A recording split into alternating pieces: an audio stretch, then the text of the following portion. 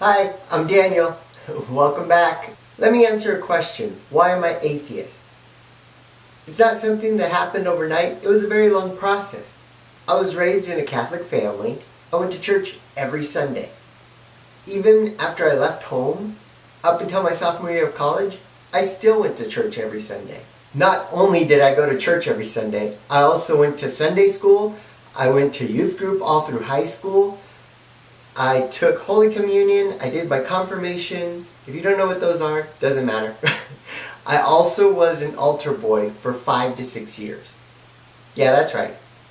I was an altar boy. Good thing I checked the camera. I had the lighting at a weird setting.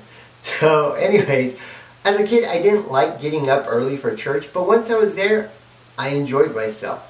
There was good music, there was a lot of people I enjoyed being there with. A lot of my family was there, a lot of longtime family friends. It was just overall a really enjoyable experience for me. I think the initial door to me becoming an atheist was cracked open when I first realized I was gay. The odd thing was, in my church, they really never preached any negativity or hatred. It was all about acceptance. I remember a sermon about accepting and loving those in other religions. But it was other Christian religions and society that told me that this book right here, its text, said who I was not right. And it just got me questioning certain things. I was questioning the text.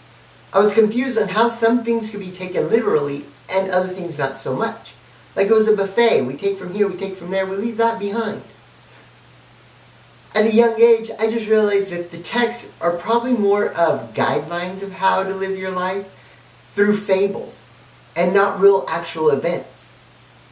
Like the Old Testament. Like, those can't be actual events. It was my love of science that helped me through that door to becoming an atheist. Through science, I was able to have a better understanding and knowledge about the world I live in. And I realized I don't have to rely on this ancient book. I feel in religion there's philosophical questions being asked, like what is our purpose? But I don't have those type of questions. My question is, what makes us us? And with that question, I get a lot of interesting answers. Like what makes up meat? Cells. What makes up cells? Proteins. What makes up proteins? Amino acids. And it keeps going on. In college, I just stopped going to church. And I stopped focusing on religion. I really don't know whether there was a conscious decision on that. I just stopped going. Funny thing is, my apartment was on the same block as a Catholic church. I could see the church from my bathroom window. I still held on to this belief of a higher power, even after college. But I still had this thirst of knowledge and trying to understand the world around me. But something started happening.